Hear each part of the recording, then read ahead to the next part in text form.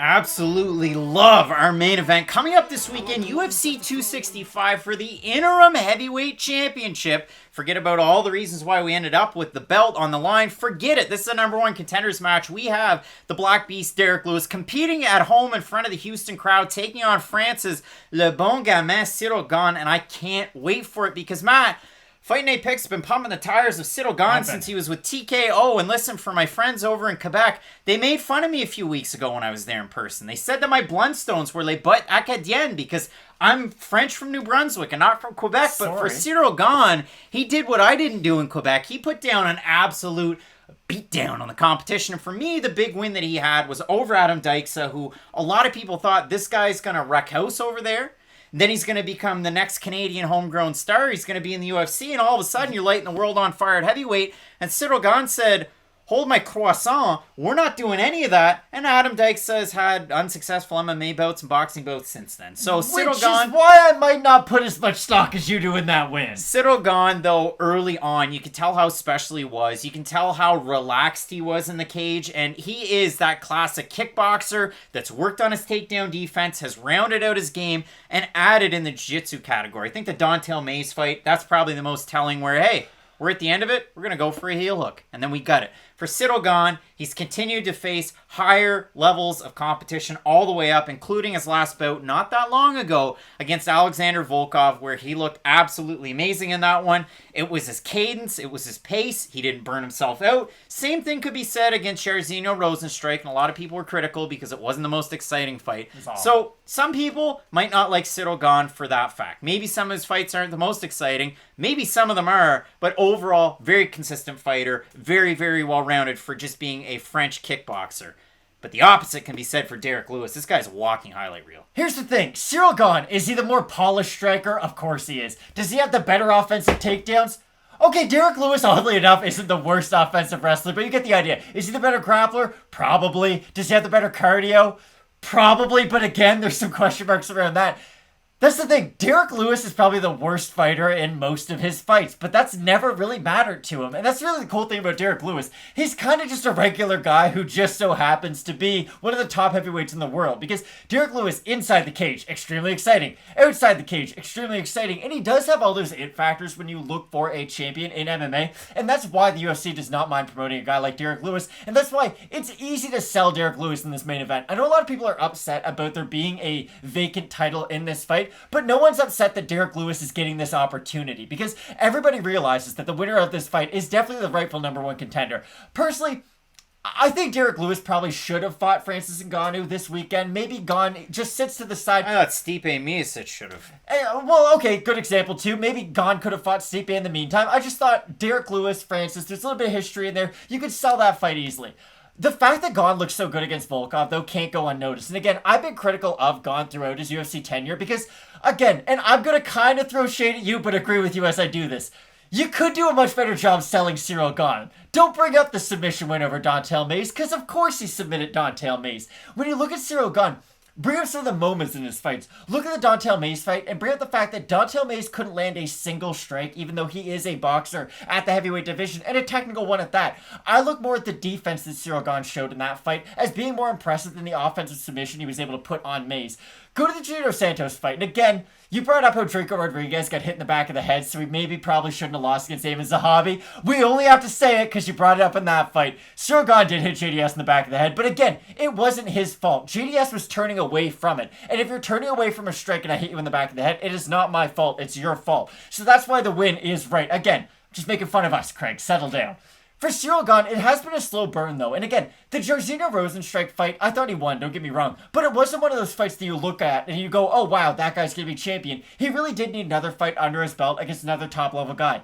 265-pound Volkov is that guy. And the fact that he did go through a little bit of adversity in that fight proved a lot to me. Like, Alexander Volkov did land clean shots on Cyril Gane. It was one of the first times we've really seen him get hit. But the great thing was that he absorbed the shots. And like you said, he stayed composed. This is a guy with 9 MMA fights. Only 9 of them. But he fights like somebody who's like 30-10 in their UFC career. And the thing with Gane too, and you can probably expand on this a little bit more than I can, he's kind of a middleweight in a heavyweight's body. He does have that light, he's very light on his feet. He does move a lot for the division. And although he is very big and jacked, he's not a guy who goes out there and relies on his power. He does rely a lot more on his technique, and he does let that show in his fights. You look at Cyril Gane, the nice thing that he does, he throws that jab out there. He can switch stances. He can work from both stances. He can throw to the head, to the body, to the legs, and he doesn't burn himself out, and he stays in every single fight. And that was true in a 3-round atmosphere. That's been especially true in a 5-round atmosphere. He's one of the most cerebral fighters you're going to find, and the way that he moves on the balls of his feet, you're right. It's almost, and it's a little bit of a stretch, but you watch Wonder Boy back and forth, then I switch stance, back and forth, and you have to worry about every single weapon. And if you take him down, well, it's no picnic either. With Derrick Lewis, it's weird because, again, it seems like he's always an underdog. And the odds for this fight, I just want to bring them up now. Cyril Gane opened a minus 325. He's a minus 354 thereabouts. For Derrick Lewis, open plus 275. Still about there, plus 276. You're going to have variance like that. It's just the averages from best fight odds. But he was about this big of an underdog when he took on Curtis Blaydes, and it was just a punch from hell that knocked Curtis Blaydes out completely, and then some donkey decided to call him on his phone. Don't do that. Don't do that. But when I look at this one, Matt, Derrick Lewis, he's won 4 fights in a row since he lost in his title bid against Daniel Cormier, Junior Dos Santos. Again, the Cormier fight was before that, but that was weird. Well, he got hurt in GDS fight too. He tore his ACL. The thing about Derrick Lewis is everything is weird. That's why it's so hard to predict Derrick Lewis fights. Like, Curtis Blaydes is better than Derrick Lewis at the sport of MMA. But it doesn't matter at the end of the day. Stats don't matter in MMA. That's the big point that I try to hammer home. If you just look at stats, Cyril Gane's better than Derrick Lewis at everything. Would you be surprised at all if you woke up on Sunday and Derrick Lewis knocked out Cyril Gane? I wouldn't, because that's what he can do. And he has that kind of power from the first second of the fight till the last second of the fight. This is the thing. Derrick Lewis can be huffing and puffing in the first 30 seconds of a fight. And then all he has to do is throw a 5-point shot from the free throw line. He has that. Exactly. He does have that kind of power. Volkov beats the brakes off him until he doesn't. It happens a lot in Derrick Lewis fights. Marcin Tybura. Shamil Abdurakhimov even. It's just a really weird thing with Derrick Lewis. And I do think he is going to land on Cyril Gane at some point. The real question just comes down to, can Cyril Gane eat the power of Derrick Lewis? And what does he do if he does eat the power of Derrick Lewis? Again, he can't eat the power of Derrick Lewis because no one can. Like, if you fight Derrick Lewis, all you should be basing your game on is how do I not get hit by this guy? And for Gane, it'll be interesting because he can be all the way in. He's got a really nice clinch. He can throw a lot of elbows on the inside. But that is going to be one of those ranges where Derrick Lewis can land one of those wiry hooks or around the guard that you don't really expect coming. And those are the shots that can hurt you. For Gane, I do think he's going to have to make this fight look a little bit like the Jairzinho Rosenstrike fight. I know people aren't going to be happy about that, myself included probably. But that's going to be his best path to victory without a doubt. Be technical, use your range, use your volume, but don't overcommit against a guy like Derrick Lewis. Both of these guys have a storyline with your champion right now. Derrick Lewis beat him in the worst fight ever. Beat him, but it was the worst fight ever. Cyril Gane used to train with him every day before Francis Ngannou blew the doors off, doesn't like Ferdinand Lopez anymore, and trains out of Extreme Couture, and became a wrestler. So that's why it's fun, because again, a lot of people even still say, oh, they train together, but they haven't trained together in a really long time. So that's what makes it fun. Regardless, like, 1A, 1B, whoever wins this fight, it's a fun fight against Francis Ngannou. But for me, it's weird because I've been on the trains of fighters. I talked about them a lot. I picked them to win and so on and so forth. And then the one fight I don't pick Brandon Moreno to win. And I'm this guy that discounts, discredits, and doesn't like Brandon Moreno, which couldn't be further from the truth. It's a great So you hate to say, oh, I'm just sticking to my guns, but I think I've laid out a pretty big path. Cyril Gane, with the mix of MMA that he brings into the fight, I think he wins this fight 9 times out of 10. There's always that one where Derrick Lewis knocks him out. The votes on Tapology, 994 of them, 72% Gane, 61% by decision. For the 28% that have Derrick Lewis, 90% by knockout, so they're in agreement too. I like Cyril Gane to win this fight.